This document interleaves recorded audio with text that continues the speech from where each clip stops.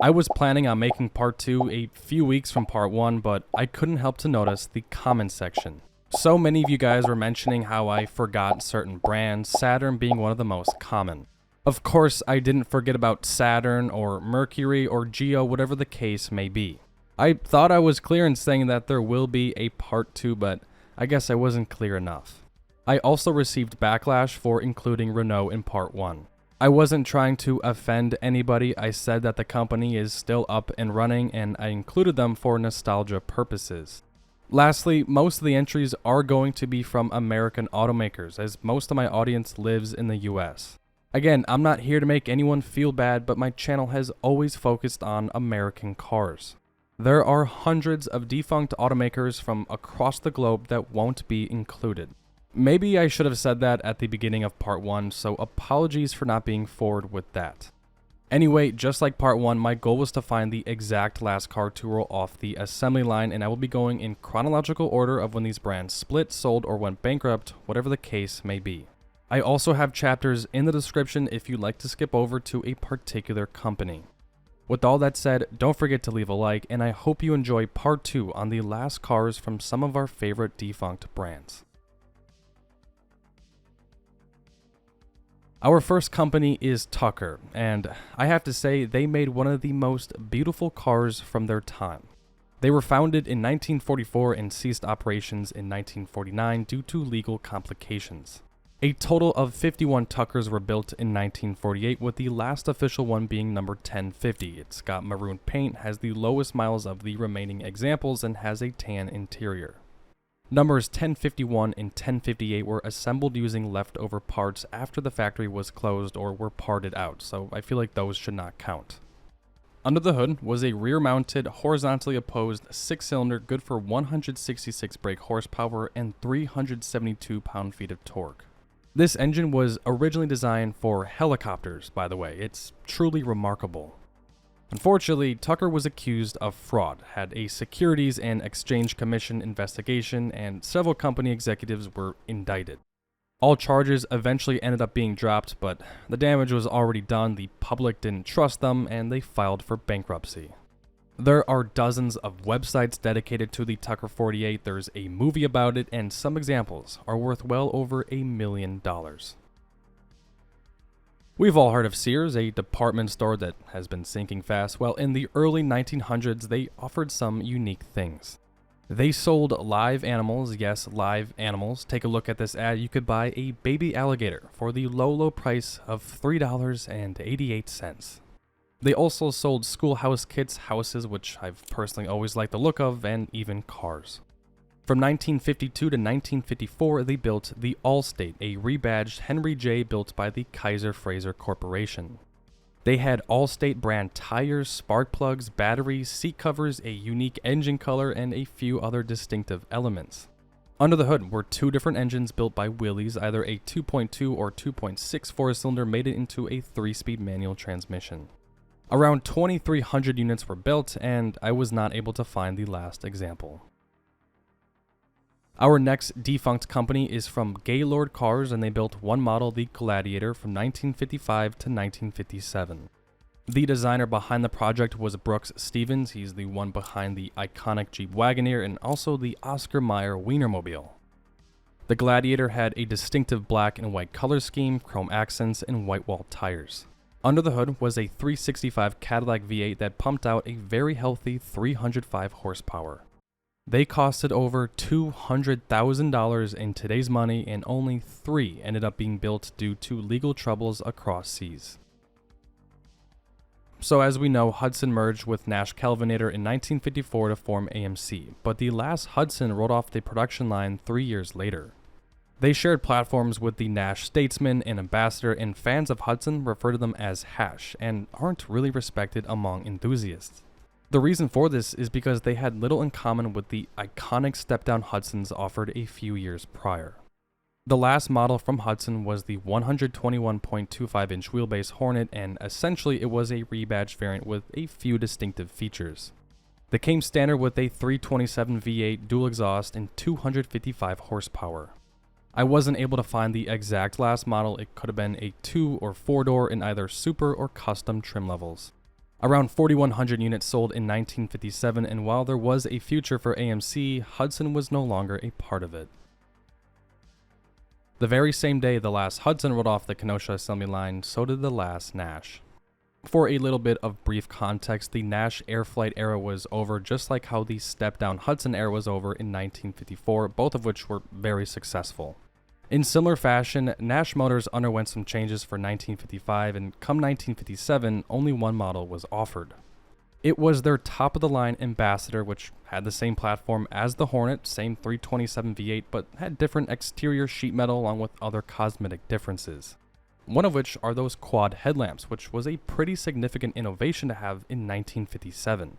Here's a photo showcasing the difference between a 56 and 57 Ambassador. Nash wasn't the first company to feature this design, I think it was like Lincoln or something, but it was one of the first. I wasn't able to find the very last example. It could have been either a 2 or 4 door in super or custom trim levels. Our next company comes from Powell Manufacturing Company, and let me just say, this is a good one. Powell was founded in 1926, and for a few decades they were mainly producing scooters, utility carts, and other light-duty machinery until 1955 when they built their first truck. The Powell Sport Wagon was built from 1955 to 1957 with a station wagon introduced for 1956. Here's where it gets interesting. Workers would go to local wrecking yards, buy older Plymouth chassis, and use them for their trucks. They also used Ford chrome trim for their higher trim models. Additionally, these trucks had one of the coolest features I've ever seen on any vehicle. There was a storage tube implemented in the bed that was meant for safely storing long, thin items like hunting rifles or fishing poles. Unfortunately, they fell into a court case with Los Angeles County over alleged due excise taxes, which they ended up winning but filed for bankruptcy for that part of the business. Around 1,500 station wagons and sport wagons were built over their short run, really unique vehicles that I'm sure most of us didn't know about. Our next defunct automobile company is Packard, and there's more to it than I initially thought. So, Studebaker, who I mentioned in part 1, was in debt when Packard merged with them in 1955. I'm not saying Packard was doing their best come this point, but they didn't know how deep in the toilet Studebaker was when they merged, and it drastically affected them.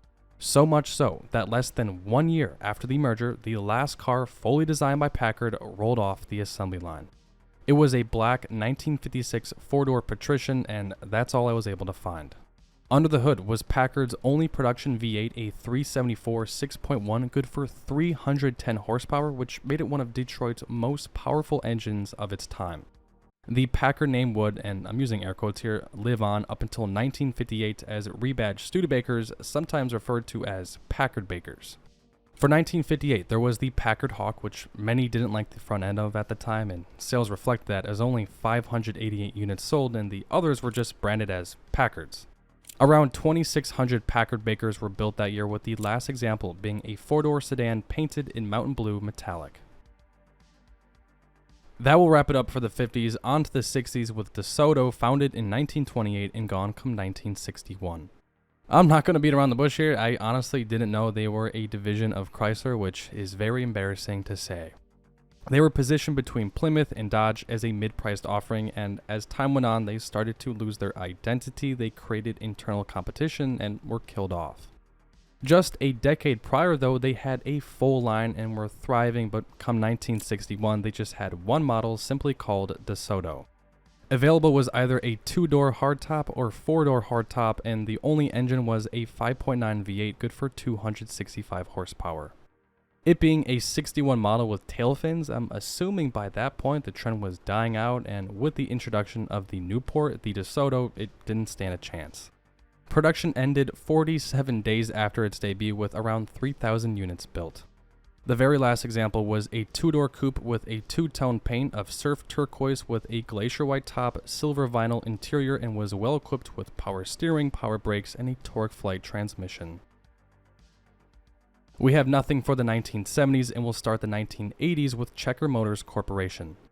Checker was founded in 1921. Come 1947, their first consumer vehicle was available to the public. Fast forward to 1982, and their consumer vehicle production came to an end. The Marathon was first introduced in 1960, and at least visually, they were practically unchanged for its 22-year run. Here's a first-year example.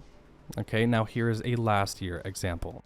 It reminds me of the Chevy Express. That thing hasn't changed a bit for at least 20 years. For 1982, there were two versions of the Checker Marathon, the A11 Taxi in sedan and the A12E Limo. They were both powered by either Oldsmobile's infamous 5.7 diesel, good for 105 horsepower, or GM's 268 V8, good for 115 horsepower. The very last example was a A11 Taxi painted in green and cream with that trademark checkerboard trim.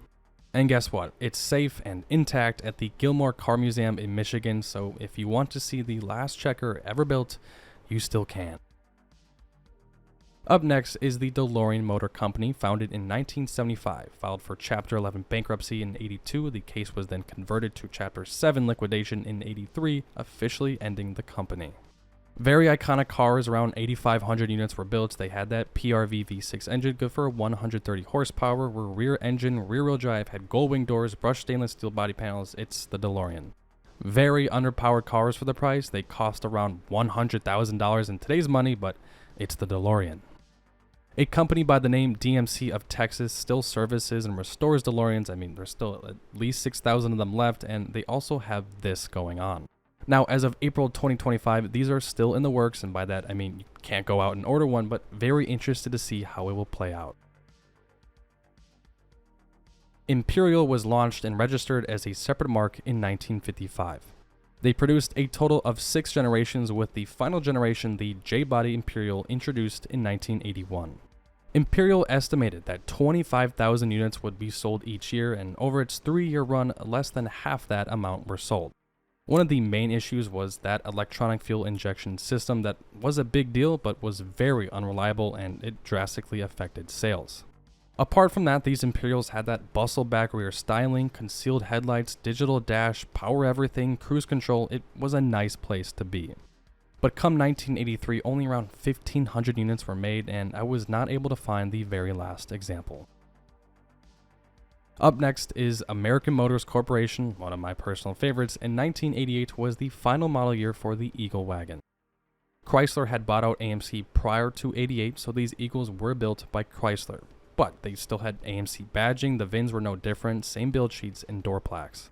We can see this sales brochure saying last model run 1988 Eagle wagon, formerly AMC Eagle. I will say that when people make videos on these or list them up for sale, everyone still calls them the AMC Eagle wagon. For its final run, the sedan and limited wagon models were discontinued, leaving the regular wagon as the only version available. Previously optional in 87, these amenities were standard for 88, including AC, rear window defroster, halogen headlamps, AM/FM radio, light group, and adjustable steering wheel. Still optional for the Eagle's final year were those wood grain side panels, giving it that premium and nostalgic look. Around 2,300 units were built, making these very rare to come across, and I was unable to find the very last example. Our next company to be featured is Sterling, that was offered from 1987 to 1991. Sterling was created by Rover, had Honda DNA with its engines, brakes, transmissions. They had a lot in common with the Legend. The goal was to combine British luxury with Japanese reliability, and while it sounds like a great idea, it failed. One of the main issues were electrical problems. These cars were plagued with window motors being burnt out, instrument cluster failures, fuse box issues, lighting issues, just infamous problems from Rover. The 827 was the last model built with a total production of around 2,700 units. Not sure on the last example, it could have been the 4-door SL or 5-door hatch SLI with a 2.7 Honda V6 made into either a 4-speed auto or 5-speed manual. To take a mid-80s to early 90s Honda and make it unreliable is quite impressive. Finishing off the 90s with Geo, introduced in 1989 and went defunct in 1997. Come 1997, the Metro, Prism, and Tracker were the final models built under the Geo nameplate. With that being said, I'm not sure which model was the last produced. It could have been any one of the 3. They would then all bear the Chevy badge a year later, with the Metro dying off in 2001, the Prism in 2002, and the Tracker in 2004. Would the Tracker count as the final model then? Those Chevy Trackers were second gens now, and so I would say no. The same could be said for the Prism, but the Metro was still on its second generation, introduced back in '95, so I guess the Metro was the final Geo just with a Chevy badge. Skipping over the 2000s to the 2010s, we kick it off with Saturn, founded in 1985 and closed up shop in 2010. I've always been a fan of the earlier Saturn models. They were affordable, were good on gas, for the most part pretty reliable, and had those dent-resistant panels. And that was Saturn's thing, those plastic panels, and the last year to offer that trademark was 2007 on the first-gen View and Ion. Come 2009, all Saturns were using GM platforms and engines. Some were virtually identical to certain Opel and Vauxhall models. For 2009, they had the Sky, this good-looking roadster that unfortunately didn't sell all too well. The Aura, this mid-sized sedan that was actually pretty quick. Those XR examples made over 250 horsepower. The Astra was this little 3 or 5-door hatch. The Outlook was just a rebadged Traverse, and the second-gen View that had a red line option that I had no idea existed. What's somewhat upsetting is I wasn't able to find the last example produced, let alone the last model produced. So it could have been the Sky, the Outlook, the Aura, Astra, or View. If you happen to know, feel free to drop it in the comments. Our next entry was founded in 1938, had a great run, built some amazing cars, and was discontinued in 2011, that company being Mercury. For 2010, they had the Grand Marquis, Milan, Mariner, and Mountaineer in their lineup and were slightly more premium than their Ford counterparts. The last model to roll off the assembly line was a 2011 Grand Marquis configured as an LS fleet model. Actually, all 2011s were sold directly to fleet companies. Only 248 units were built, and some examples were more optioned out than others. It's a Panther, super reliable, super durable, decent power, they drive nicely, and this was Mercury's best-selling car ever with over 2.7 million units sold. Our last entry was probably the most requested defunct company, it being Saab. 2011 marked the final year they were sold here in the States, and their lineup consisted of the 9.3, 9.5, and 9.4X. The 9.3 had undergone some minor cosmetic changes. I mean, this generation was introduced back in 2003, and for the most part, not too much changed. Now, the 9.5 was a different story, with its second generation coming out in 2010 and were commonly referred to as the next generation 9.5 or NG. I'm not sure what the public opinion is on these, but I personally have always liked the look of them, and they had decent performance as well. 300 horsepower and 295 pound-feet of torque with that turbo 2.8, 0 to 60 in around 6 seconds. The 9.4X was very short to live, less than 1,000 were built, and it was built on the same platform as the Cadillac SRX. Here's the thing, Saab was bought out by National Electric Vehicles Sweden, or NEVS, and they continued to produce the 9.3 from 2013 to 2014. The last Saab ever built was a 2014 9.3 Aero Turbo 4 that sold for $48,200 at an auction. There are so many brands that I left out, and I really do apologize for that. I would need to make a bunch of videos in this series, and I still want to cover every manufacturer. So that will conclude this series on the last cars from dead automakers.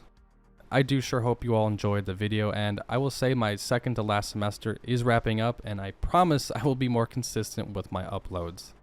Thank you all so much for watching, enjoy the rest of your week, and I will try and see you all next week.